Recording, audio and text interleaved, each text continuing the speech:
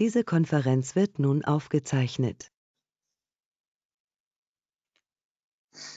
Ladies and gentlemen, good day, good afternoon, good evening, depending from where you are.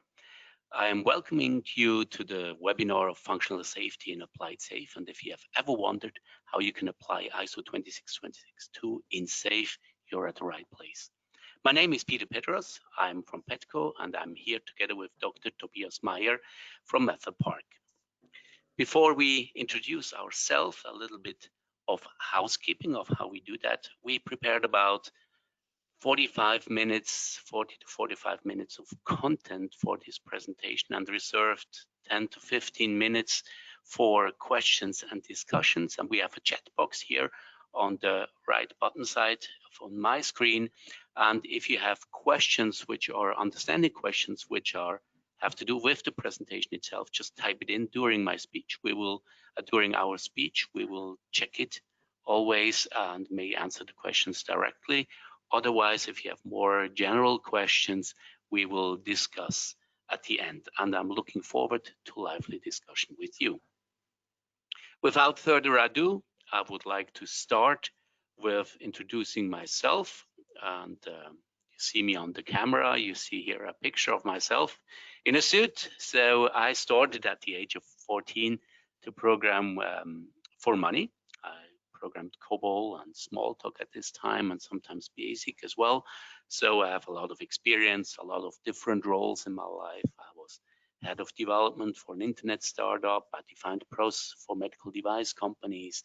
And before I founded Petco, I was worldwide responsible for process, methods, and tools at Credit Suisse with almost 20,000 developers. I studied also additionally to software engineering, also management psychology and finance. And I love to work, to write about my work. So I have more than 50 publications on architecture, metrics, and software engineering and Agile nowadays as well. I'm certified in several things in SPC. I'm an SPC for SAFE, in disciplined Agile delivery and other things. Really important for me is the European Foundation for Quality Assurance as well, because I'm also president of the board for computer science at the Swiss Association of Quality, a member of the board of directors there. And this is also important that we talk about quality if we talk about regulated requirements. I encountered first experience with Agile in '99, where Kent Beck wrote his book, Extreme Programming Explained, in Zurich. That's why I know him personally as a good colleague of mine from Zurich. Tobias. Okay, thank you very much, Peter. My name is Tobias Maier. I did my doctorate in physics and computer science, and right after that, I started first as a software engineer for Method Park in the domain of medical device applications, computer tomography. And after a couple of years doing software development in an agile way, I went over to the consulting. And yeah, since almost 10 years, I'm in the consulting mainly in automotive and medical devices. I'm doing process consulting, process improvement, and project management, and staff with the regulatory like ISO 26262 and IEC 26304. Since almost 4 years, I am deeply into the Scaled Agile framework, specialized as an Agile coach there and a trainer. I am, of course, an SPC, a SAFE program consultant, and I do change management and organizational development and transformations, especially when the Scaled Agile framework needs to deal with regulatory questions like functional safety or automotive spice. I'm also a provisional assessor in automotive spice, by the way, and that's it. Safety culture is my special interest overall. Thank you, Tobias. So much knowledge here. And Of course, it would be very interesting to hear all the introductions, but we are way too many participants for an introduction round. And so we are very thankful for your upfront information about the experience in SAFE and experience with ISO 26262. We just collected the data together. And the first question which we asked you was, what is your experience with SAFE? And a third of it said, we have no experience, but you're interested. More than 16% have their first Agile release train started, and 50%, half of the people, have several arts since more than a year running, and this is a very good sign. And then the second question was ISO 26262. And half of them say, hey, we may have to do that. We are interested in that. Usually that means you're going to go into a market where it's safety relevant.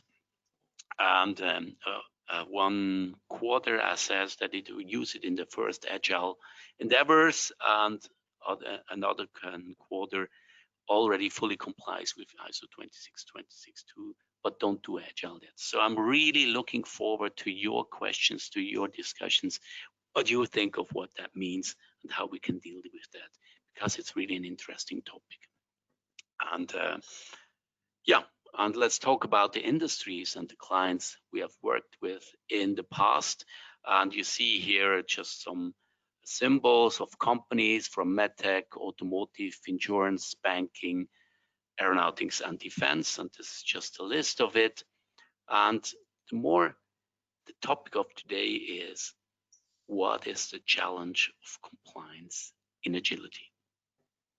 And I'm pretty sure you already heard that a lot of time from the famous statement from Peter Drucker, culture eats strategy for breakfast. And of course, we hear that sentence, but what we hear when we talk to companies, which we just have seen before, then sometimes we hear the sentences like, we can't do Agile because we are regulated, we are safety, we are security critical, because we are the government, because we are the space agency. And then it sounds like compliance eats Agile for lunch. And this is absolutely, in our opinion, not true.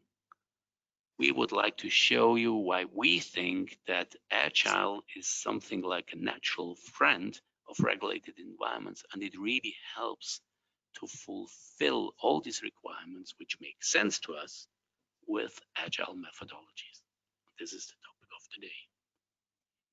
Now let's just talk about some examples of regulated environments. The airspace industry, for example.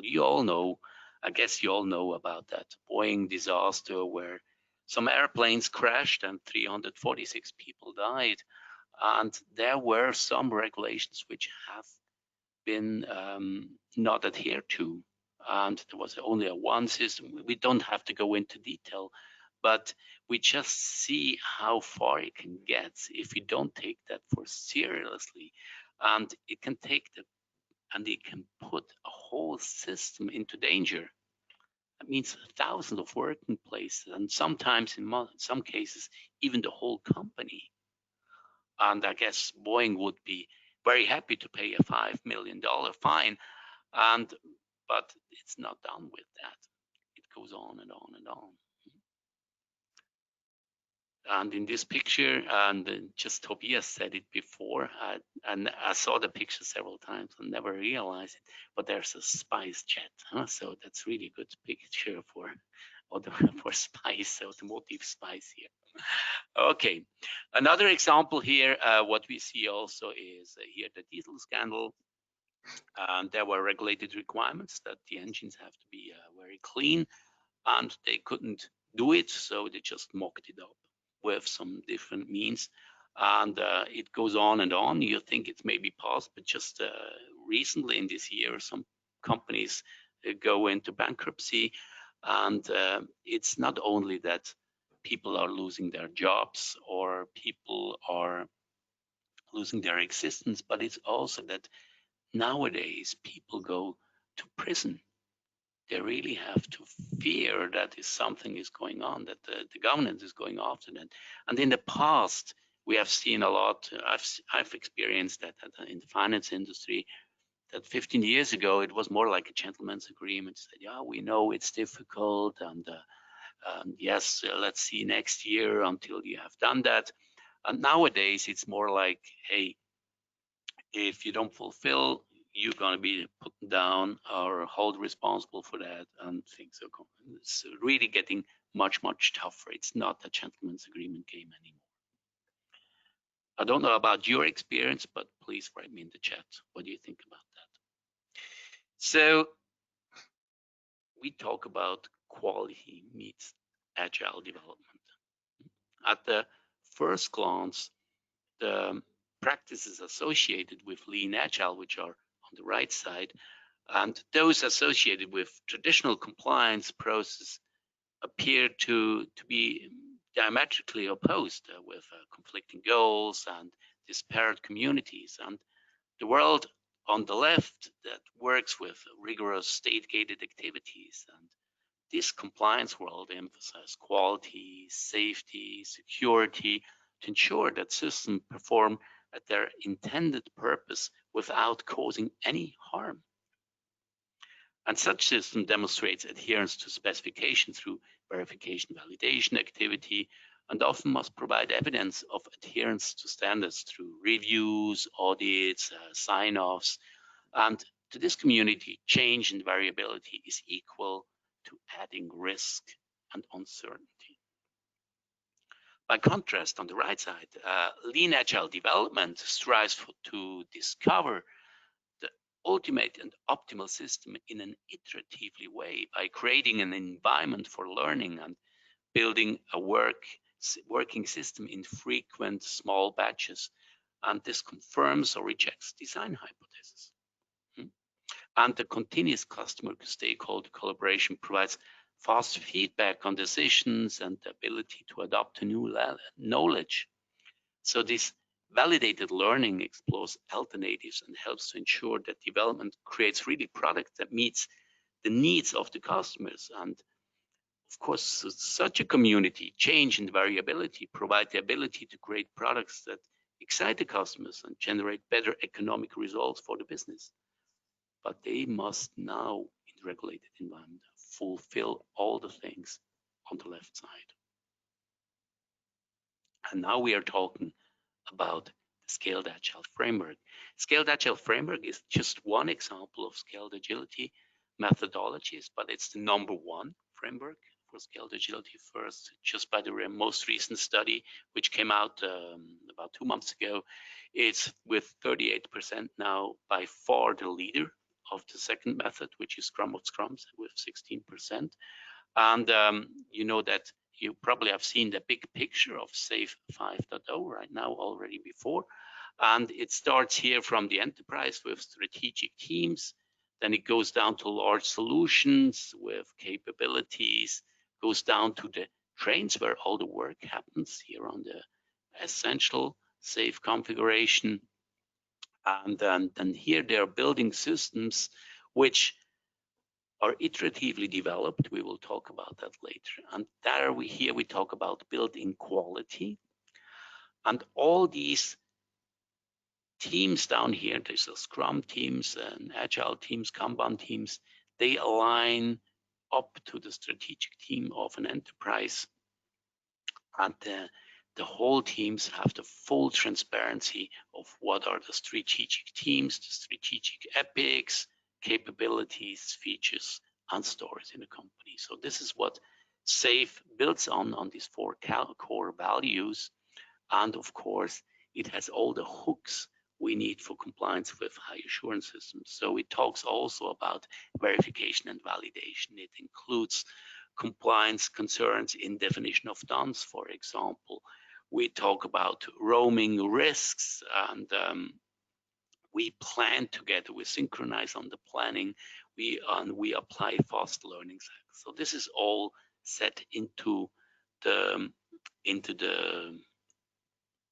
roots, into the basic understanding of scaled agility, and it's just done in a little bit different way than we used before. So what we basically do, we implement a quality management system, but now it's for a lean agile organization. This means it is more or less a little bit like the old way. So we talk about requirements design, implementation, verification, but it's not a stage-gated thing anymore. We just have a lean QMS where we say, okay, we build a little thing, we plan a little thing, we build a little thing, we check if it has been good, and we adopt it. So the plan, do, check app from the Deming circle, we implement it in a much faster iterative manner. So we see exactly what is going on, and we can understand, and we can build a common understanding of what agile means for each practitioner. We work together and we see that it really works. We just don't go only one time through it, probably go through these steps 10, 20 times, depending on the number of iterations. And talking about such a lean agile QMS, we see Applied Safe, and this is Applied Safe. This is a customizable implementation of Safe as a lean agile quality management system, and this allows faster and cost-effective Safe implementation. It allows you to customize, control your Safe transformation, and it has unmatched compliance capabilities and something that is really important to learn as an organization and not only as individuals.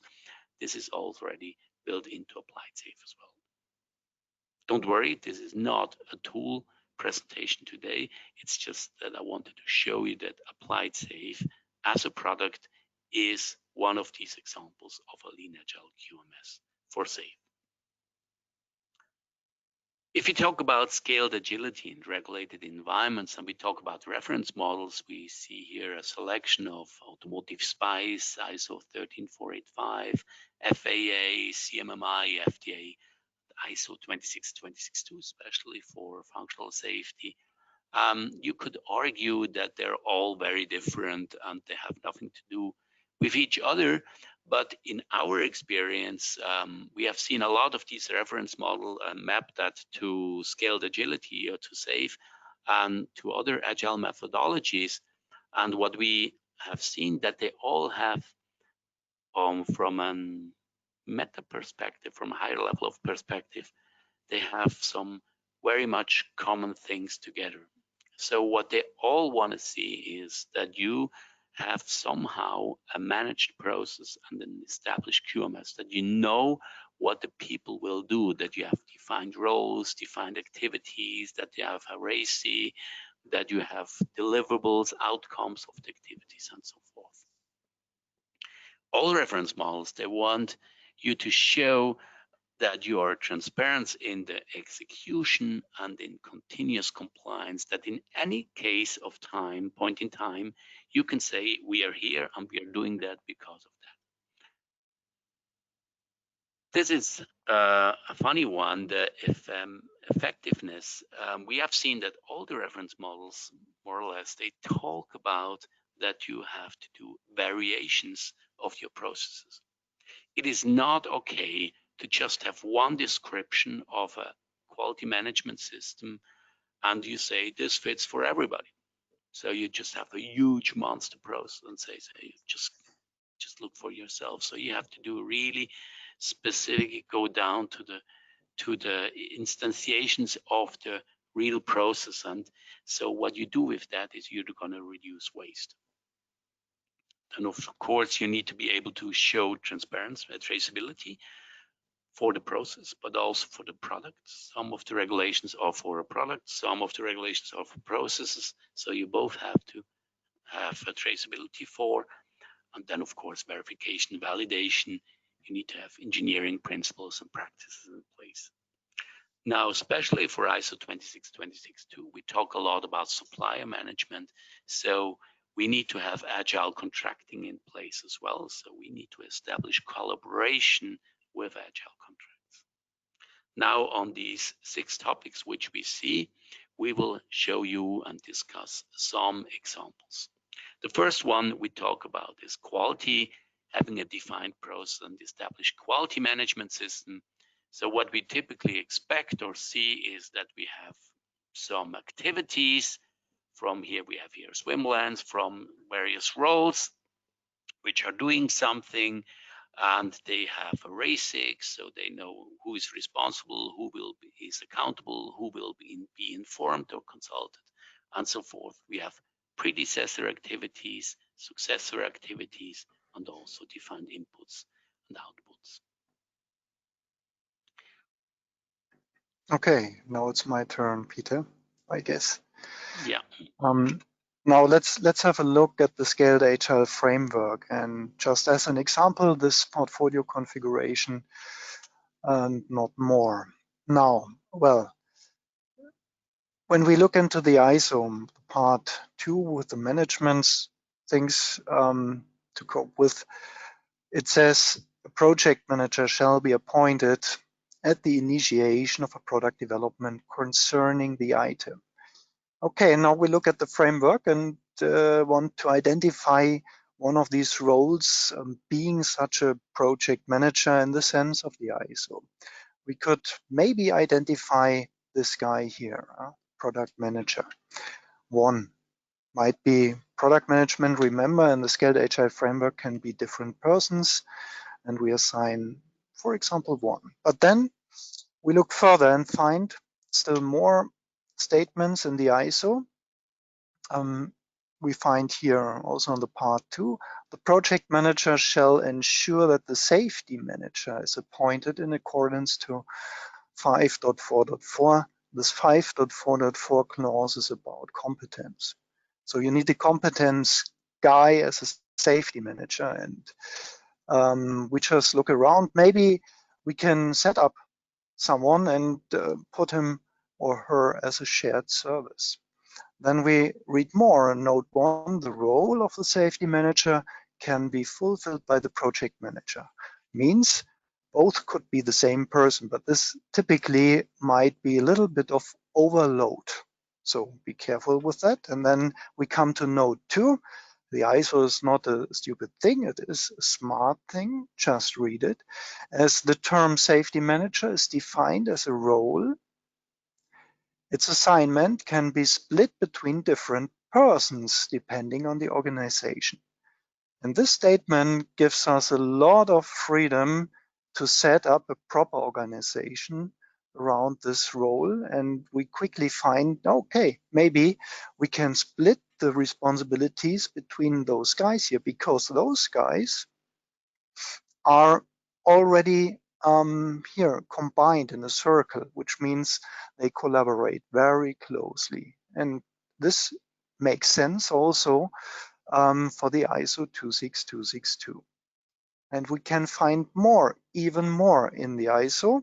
Written here, the safety manager can delegate tasks to persons that possesses the required skills, competencies, and qualifications. And those of you who already know a lot of the ISO content know that we have we need a lot of competence, and it cannot be located all here. So we need more delegation, and we will quickly find that a lot of things directly need to be done in the teams, within these teams, so we can delegate ISO tasks to that. Your turn again, Peter. Yeah, thank you very much, Tobias. And I think it's very interesting that you split those roles on and those skills on different roles, because we see a lot that company says, okay, the safety manager is just a shared service, and then he stays the way he was before. And usually you have a lot of experience in your backpack, and then you say, well, this must be done this way, this way, this way, and then you sometimes have like these hard fights about understanding of what agile is. And I think if you split those on different roles, it's a very good thing to do. Thank you for that. That's really cool. I really wanted just to point that out. So we had activities before, and activities are driven by roles, which we just talked before. And now the activities usually just tell you what to do. So you should prioritize things. You should document thing. You should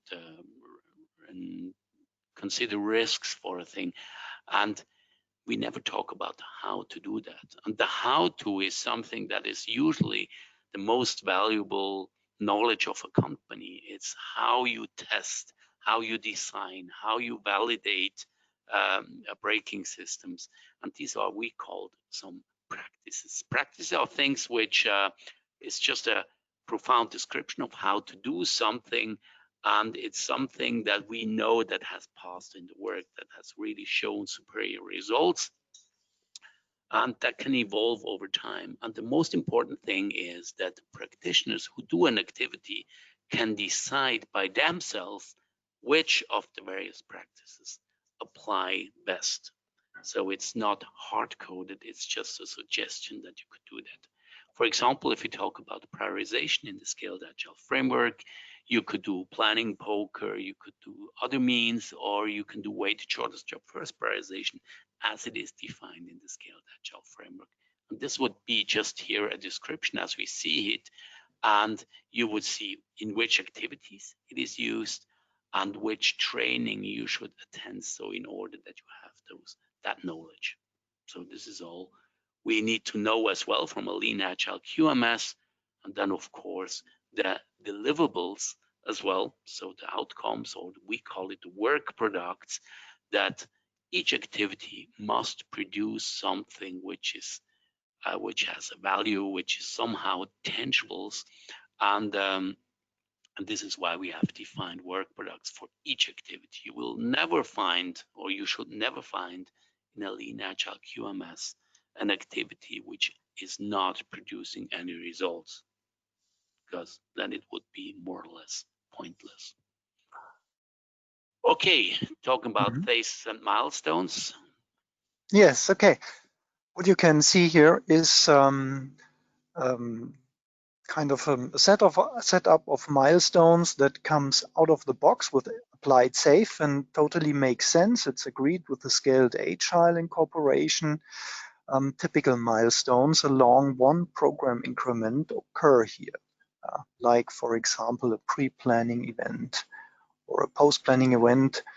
That's fine. And now you put the ISO relevant things maybe into form of milestones as additional milestones into that model. Applied safe allows this easily. For example, you need a technical concept, needs to be updated, could be a milestone here. A safety plan or updated safety plan could be a milestone here, and so on. And finally, remember in SAFe you have a continuous deployment, but you decouple the deployments from release on demand. So this means you could, from time to time, you could have a release out of these deployments, and this is not a necessary milestone, not a regularly, but when it is planned. Peter, something to add here? Yeah, I think that's a very good example of how you could do that with the milestones. Some companies strive for using existing milestones and reducing milestones, so they just add more things to the existing milestones. For example, you could argue about, is a solution demo including the validation of a solution as well, or is it just something different? And this is up to each company, and this is really a discussion which must be taken seriously on an individual company base level. But it's both possibilities are good, both methods work. So the third thing we talked about, which you need to have in regulated environments, is traceability. And so we need to ensure compliance. So before we go further into that, we should consider about what are regulatory requirements and why are they here. And some people say this is just a pity that we have them, and it's a burden, and can't you take that off your shoulders or something like that. And what we think is regulated requirements is like a good book of knowledge about things which have really gone bad in the past. So mistakes which have been done, checklists which didn't exist, validations which didn't occur, So so planes crashed in the past much more than they do nowadays, and people died or drowned, or people got stuck in an elevator and fell down and were dead as well. Nowadays, this is only existing in the movies because there are regulations that if the tension rope is cut, and each elevator in the world will block itself as well. So this is not happening again, and this is really good. So regulated environments are something that is for us a book of knowledge and which are good. So what we see that some companies think or strive for just having a certification or an audit for compliance with reference model XY, and then the easiest thing to do that to get passed through an assessment and to get through an audit is just say, okay, we have a process which is more or less with the same process areas, the same work products, the same practices, and of course this is a replication and you will get through an audit, but it has nothing to do with what is going really on in your company. We think it's much, much better to say this is what we want to work with, and this is like scaled agility with SAFe. We have our Kanbans, we have our work products, we have our defined roles, and now we take these these book of knowledges, ISO 26262, AS 9100, ASPICE, your own reference models, and do a referential mapping. We just check if we didn't forget anything which is important from the past. So probably these two activities are fulfilling this generic practice X.2 of ISO 26262, and other things, work products from AS 900, ASPICE, and so forth. And here we can go on and on and on until we think it's good enough. We call that the referential mapping, and this is of course harder for the assessment and the QA department, but at the end it's optimized for the usage in your company because you do the process you want to do, and you have really good process because they're verified with these book of knowledges. And with that, you get compliance. But what the auditors really want to see in reality mostly is they don't want to see that you have compliant process somewhere. They want to see that you stick to them as well, that you do what you say so. So we call that process adherence, and adherence in our view is best to be proven that you have simple metrics on the defined work products, for example, stories, number of test cases, number of failed test cases, and so forth, and you put them into relation. So you have derived metrics of the simple metrics, and with that, you get very good indicators of how the model is followed and if it's reasonable or not. If you know, for example, from your past experience that systems which had a test factor of 5.2 test cases per story usually were tested really good, then you say, okay, if you have now a 5.6, this is pretty good, and we think they tested very well. So we have like indicators, or some people say it smells or doesn't smell. Okay, and then of course you have to train the people in their roles as well. And if you can prove that, you're usually fine to get through an assessment. How we do that technically is something that we do here in Applied Safe. So for example, we take here the requirements of ISO 26262. We have selected the tailoring of a life cycle for product development, again, tailoring, and we map that to specific activities here. So we determine the acquisition type. We talk about how we're going to build the solution roadmap and so forth. And with that, we work against the reference model. So we can identify gaps here. Just give you the laser pointer. Yeah. So we see here if we have still some gaps or if we are good enough to fulfill the model. Of course, this is an interpretation as well, but you have a very good argument, a very good standing if you're standing in front of an auditor or in an assessment with that. Another thing we want to talk about is having effective process. So we are talking about reducing waste, and we need to manage process variations. And if you take the Scaled Agile framework, you probably know these different configurations: essential safe, portfolio safe, large and full safe configuration.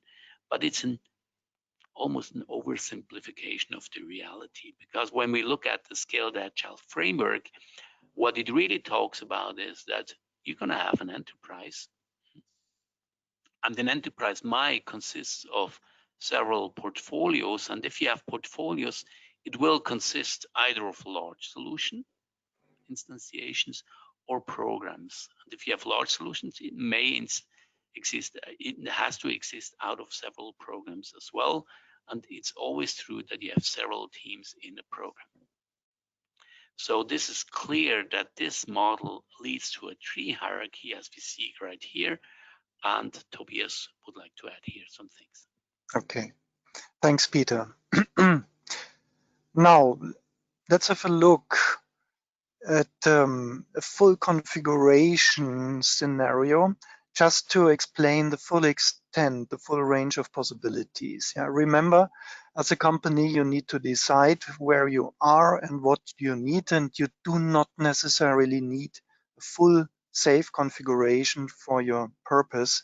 For example, in the lower layers, typically we see here we have tier 1 and 2 suppliers, which might come along here when only dealing with software development and with an essential safe, it might be sufficient for them. So, but now let's start at the complete scenario at the topmost, the enterprise, which is in our case the OEM here. And the OEM typically has different vehicles, cars to develop and to manufacture and sell, which is a portfolio by definition. Different models are managed in a portfolio. The enterprise itself has a strategy and has strategic themes. This is also a safe thing. And strategic themes typically drive different epics. And the epics now are employed to the portfolio.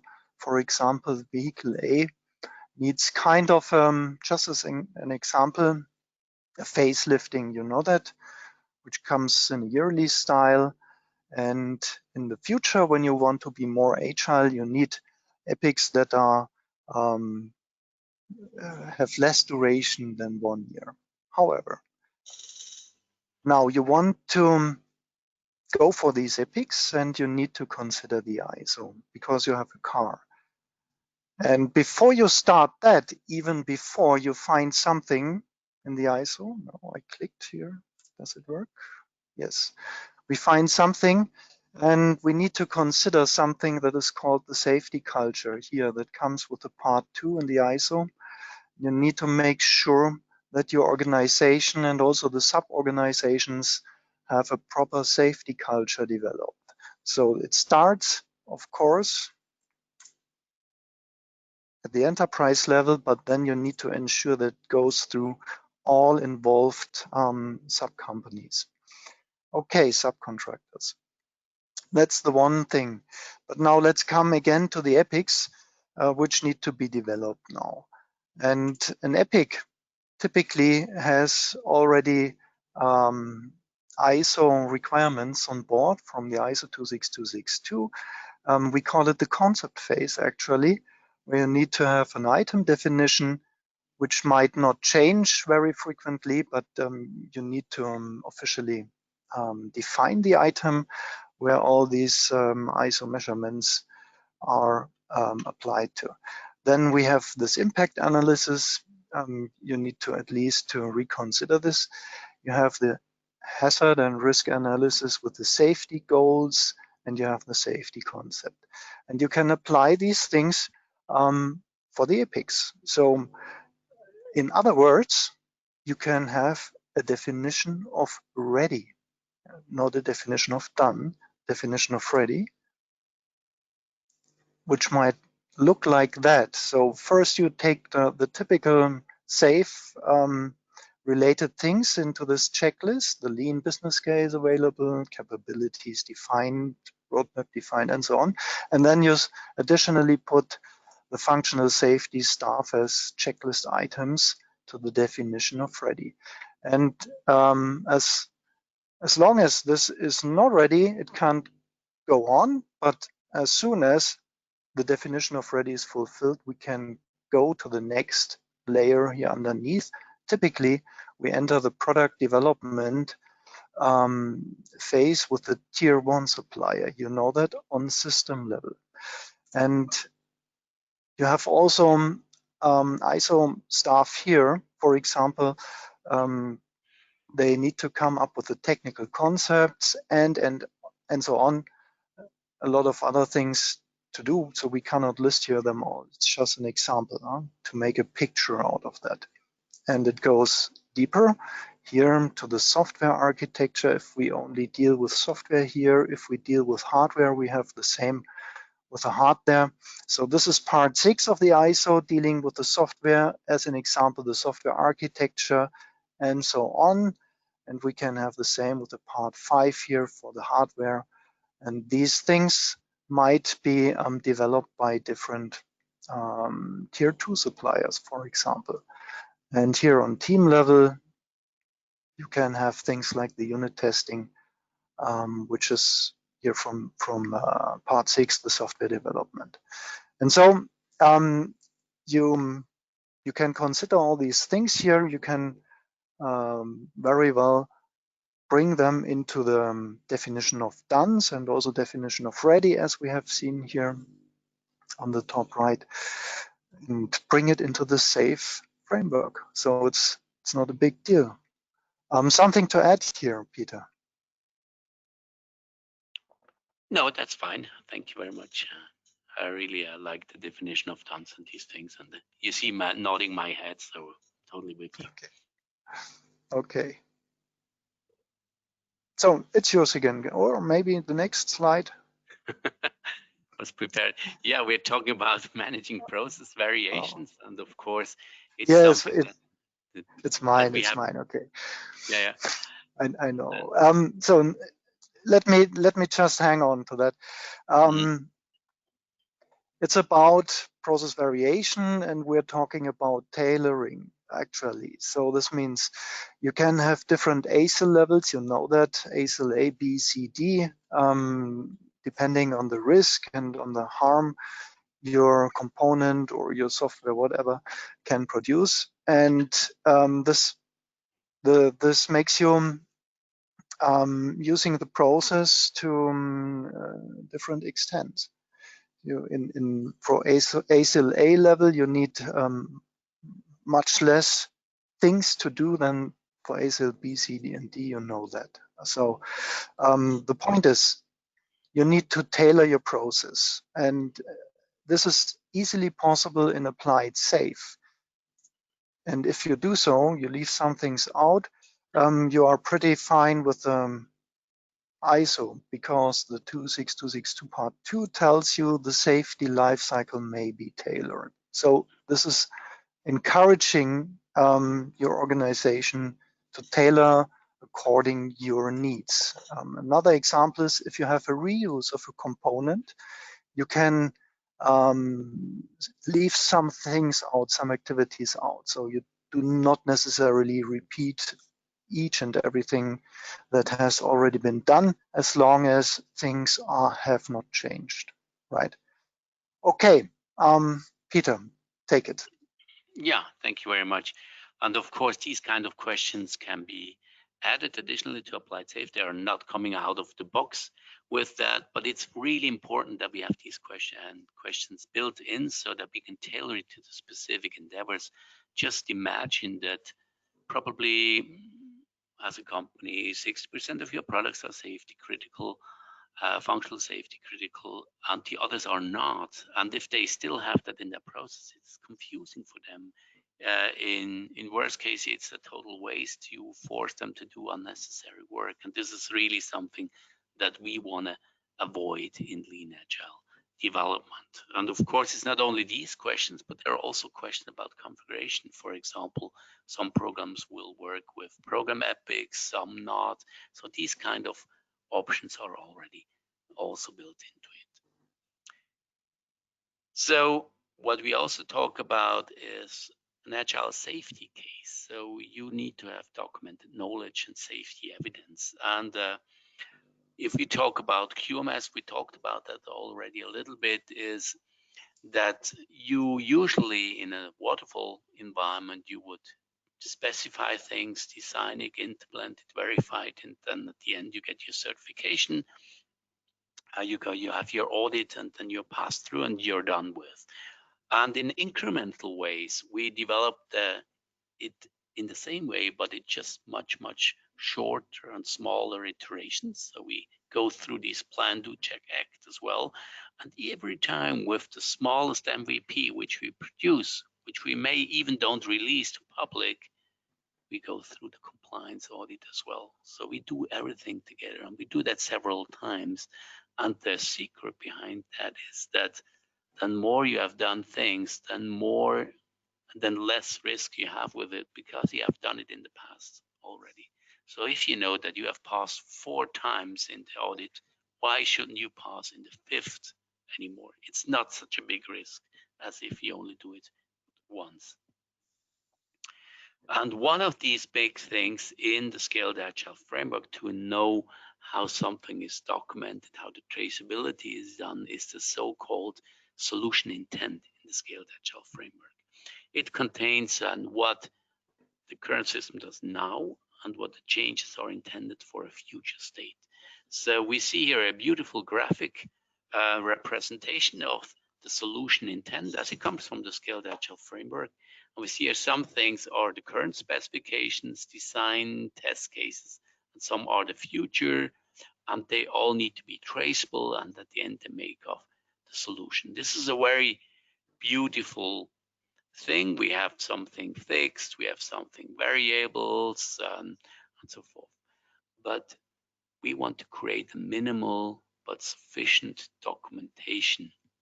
Now, this is a beautiful graphic, but how do we do that in reality? How is that really going on? How can we do such a thing? And of course, if we talk about the Lean Agile QMS, we need to talk about that solution intent again. The solution intent imposes the future solution, and the solution is made out of the future solution and current solution. And as soon as we implement something from the future to the current solution, we do that with a solution increment. And as part of the solution increment, we have a solution increment definition of done. And here we are writing down what we will do with each increment of the solution. Definition of done is something that is very popular in Scrum and in Agile methodologies as well. And we see here a little joke about definitions of done. Definition of done, they help us to complete tasks. It's like a kind of a checklist to say, in order to say that something is done, it must fulfill various criteria. And of course, in scaled agility, and as it is defined in Lean Agile QMS, we have definition of dones for a review, for stories that they need to be reviewed, but now as well for features and for capabilities. And of course, also for team increments, something that the team comes up every second week in SAFe. For a system increment, happens every second week as well. Solution increment, releasable solution, and so forth. So all of them will have different definition of dones, and there are special flavors for ISO 26262. Which come into play here right now as an example. So these are not complete lists, of course, only examples, sketches, like it could be on solution increment level. For example, you could require the technical safety requirements are specified, the technical safety concept is available, things like that. You just pick out of the ISO, out of the part, the parts you need, those points that you really want to keep an eye on it, and put it in such checklists called definition of done. Right, that's it. Good, thank you, Tobias. And now we are talking about an agile development. Then it's, of course, agile means we have changing requirements, or we even don't have the complete specification up front. So in the past, we found out that complete upfront documentation is not practical and not enforceable as well. We can't think of everything in the future. So we propose here a kind of product-driven development approach, a skeleton approach. Here's an analogy from architecture. And we see we just have some frames and we build some floors. And with each iteration, we will add windows, we will add another floor, another level, and we add we add furniture at the end. So this is content that is evolving as well. And what we need to have in a lean agile QMS is that we need to describe how such a way of developing content can happen, how you do version management, how that you need to have the guidelines in place.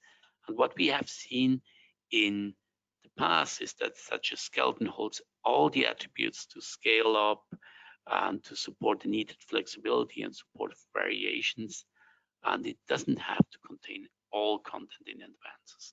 And this is something that matches perfectly with an agile approach, and this really complies with. And of course, remember, when you deal with epics, then in the portfolio configuration or full safe configuration, you have those things required from the ISO part 3 here, the concept phase, the item definition, the impact analysis, hazard and risk analysis with the safety goals and the safety concepts, which are all an input for the solution intent. It's a contribution. Okay, thank you, Tobias. And now the last thing we talked about, which you have to fulfill typically in regulated environment, is contracting. We talk about supplier management, and this must be contracted as well. And of course, in applied safe, we have specific processes for supplier management, for acquisition, how to work together with.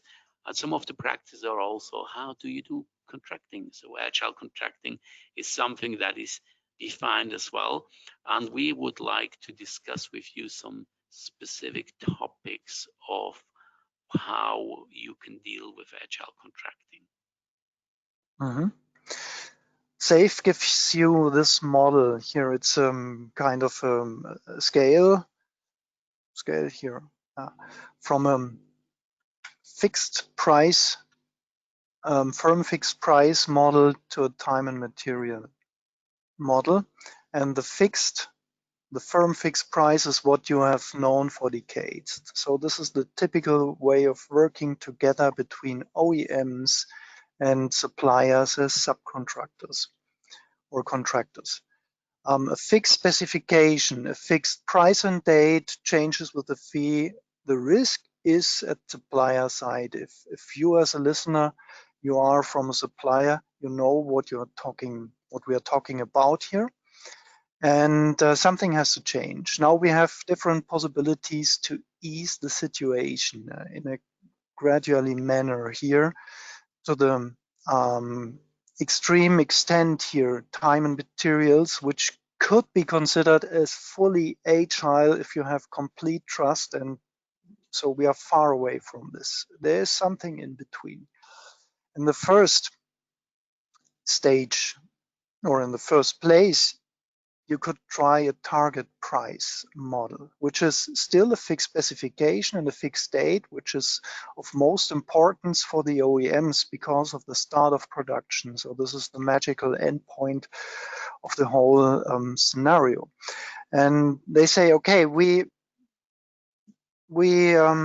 understand that something could go wrong simply. We have experience with that, and we need to admit that it might take a little bit more money. In some cases, maybe also less money, but this is a minor scenario. So, and we just say, let's have a target price. Yeah. If it costs more, it's fine. But the question is, does it really help you to act like that? Remember, in scenarios where you introduce, for example, automotive spice, or even worse, the ISO 262 for the first time, you have frequently underestimated efforts. And typically in late stages of the project, at late time points, you get aware of that it will take you much more resources than you've thought.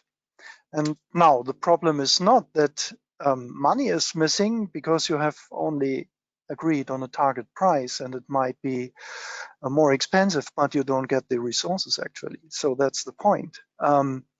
You need them, you could buy them, but you don't get them. And if you get them, it's mostly on the cost of other projects that are not yet in trouble. So please try to push over time, at least to this scenario. But first, let me, I've just said what's standing here, what's written here. Just to recall this sentence, adding manpower to a late project makes it later. I'm pretty sure you know who said this, don't you? Was that Barry Böhm?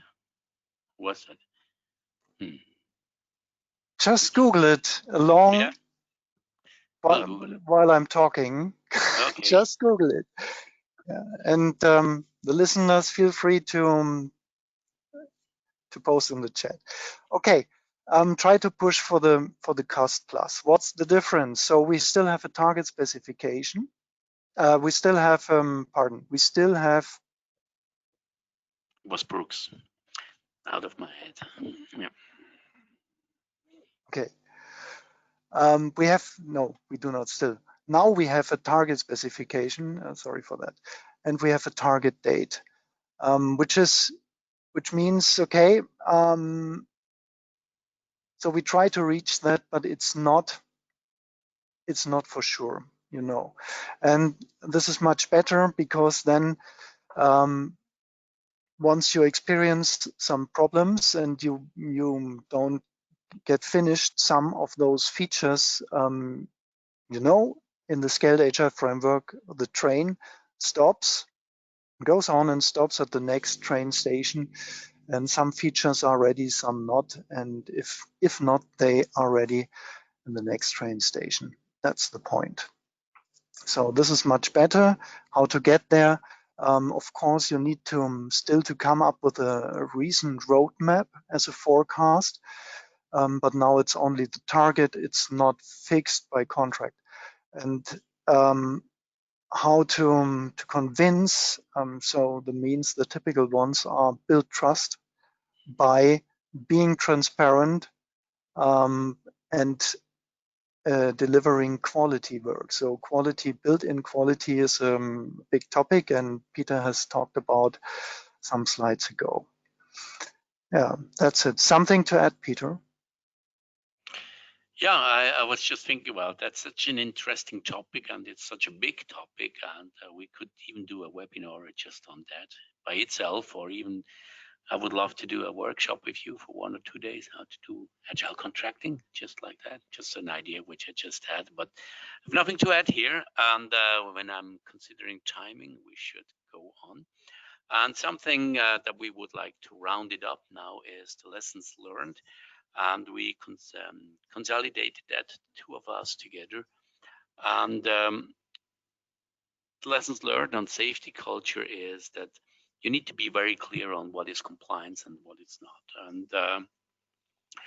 And we have seen that mapping scaled agility to reference models is surprisingly straightforward once the mindset is understood. And sometimes there are also traps where you can step into it. So just because something is stated in a reference model. So you can't just say, okay, you have to produce, for example, a work breakdown structure now because it asks for it in the best practices.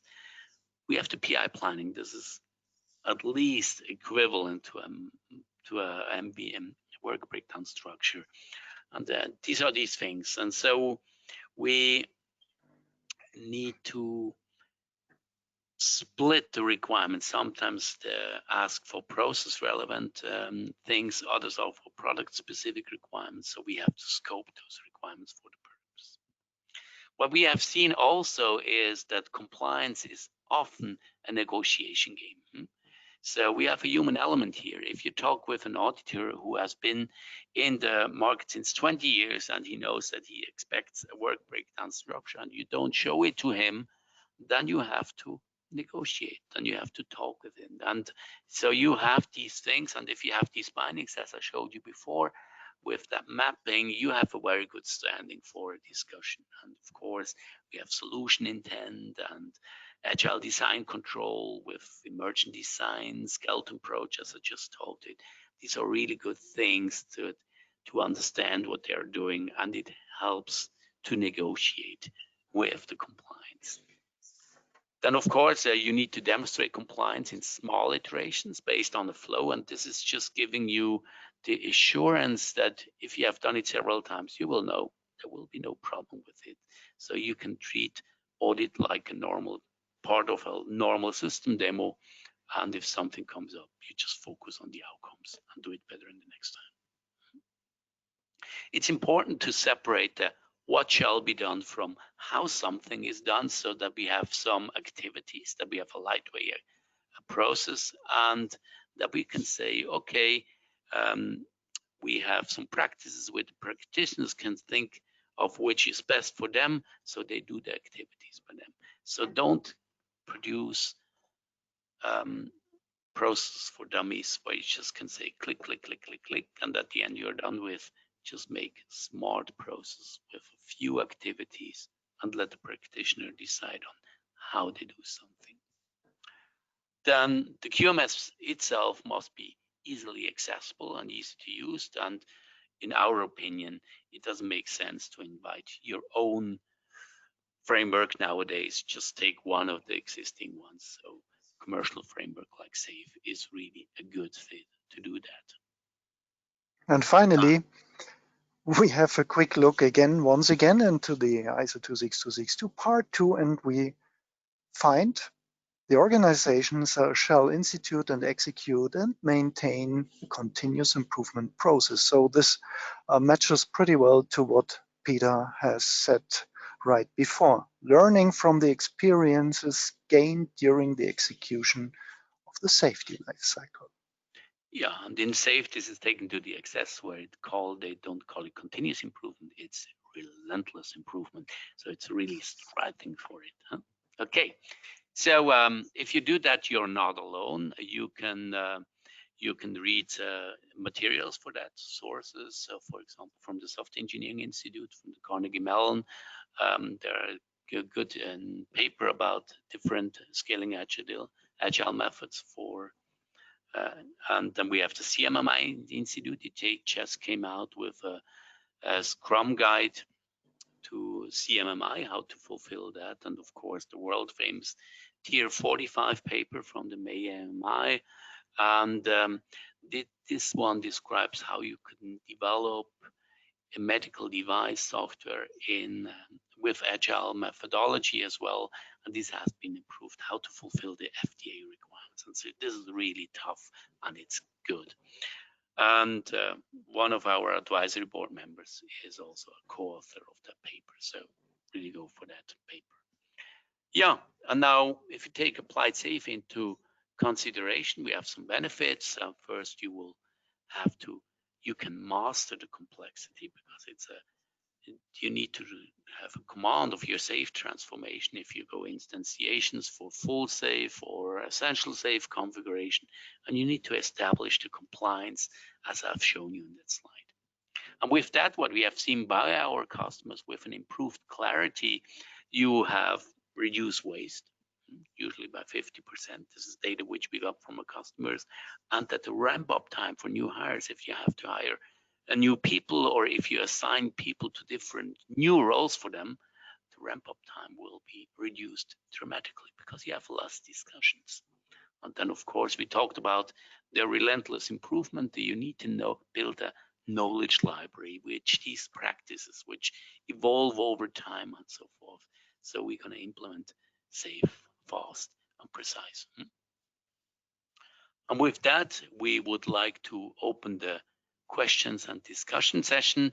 And just open the chat box. Just let me click that here. Yes, we have some questions. And the first question is this also usable for hard and firmware or only for software? I think we already answered that a little bit. I think it's clear that it should be also for hardware. Tobias, I'm going to ask you for that on a specific point. But what we have built into Applied Safe is that you can change the behavior and the process for specific endeavors. But Tobias, I'll let you ask and answer this question. It's much better for you. Okay, so first of all, of course, you can apply all these things for hardware, especially SAFE, the Scaled Agile Framework, and in combination with the ISO requirements as well for hardware and firmware development. So a question from my side in turn, what prevents you from doing iterations in hardware development? So you are not used to it. That's usually the answer. Then try it. And the second one is if you really don't want to do it the safe way, the Scaled Agile Framework, remember you could also be a supplier. So in a release train or a large solution, doesn't matter. You can involve suppliers, and the only thing is they need to agree on the synchronization milestones, which are the PI planning. They need to be an information, a source of information, and they need to support the integration. So these are the main points, and then you can involve suppliers that are not agile in any way. They just need to contribute to synchronization and integration. Yeah, thanks, Tobias.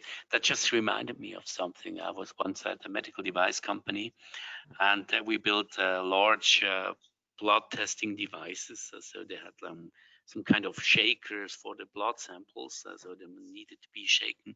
And usually people say that hardware is much slower than software, and sometimes they go with iterations of double iterations, 4 weeks versus 2 weeks.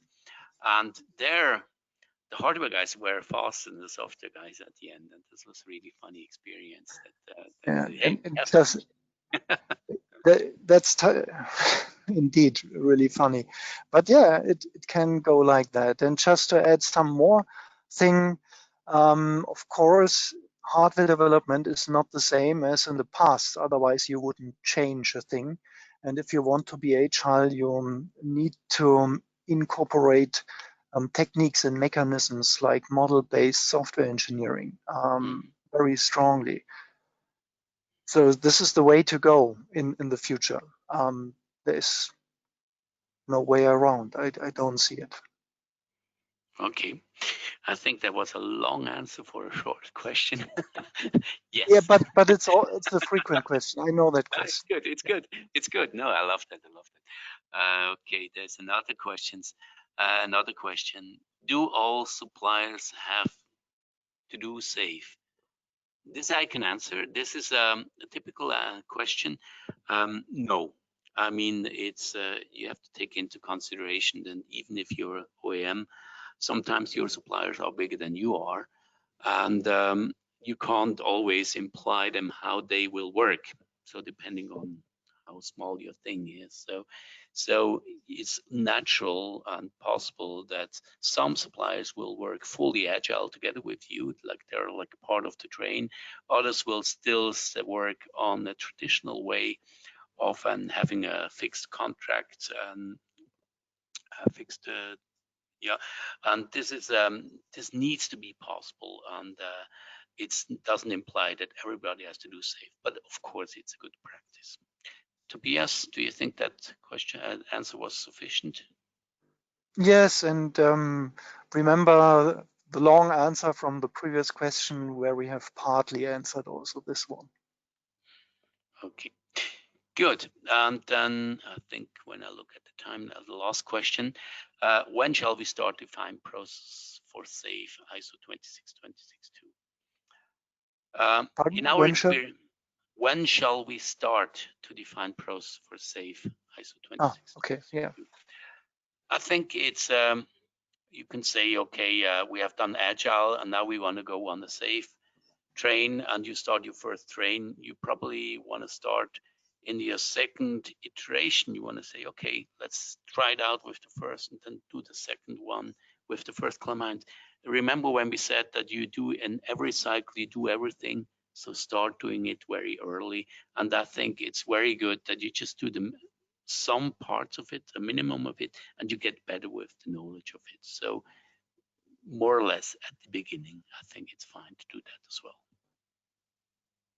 Definitely. Good. Tobias, I think we should stop here with the questions because I see we are out of our time frame, and there are more questions. Those which have asked those questions which we didn't answer yet, we will come up to you and we'll answer that directly with you. We will send you an email with an answer or have a direct chat with you.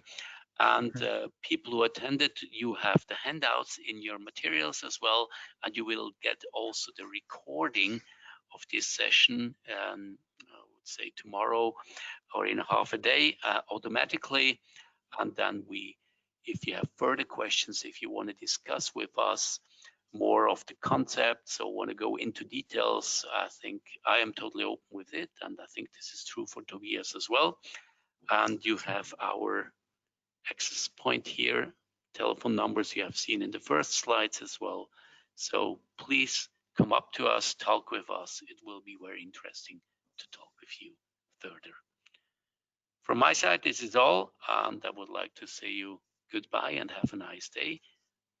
Tobias, it's all yours. Thank you very much for the last word. I thank you, especially Peter, that I could have been a guest speaker here. It was very enjoyable. And Peter and I, so Petco and Method Park are partners for those who wondered why we're talking together here. And I enjoyed it very much. Thank you and have a nice, have a nice day. Thank you. And Method Park and Petco, we are the first partners ever together since Petco is existing. So big partner for us. Thank you very much. Have a nice day. Bye-bye. Bye-bye.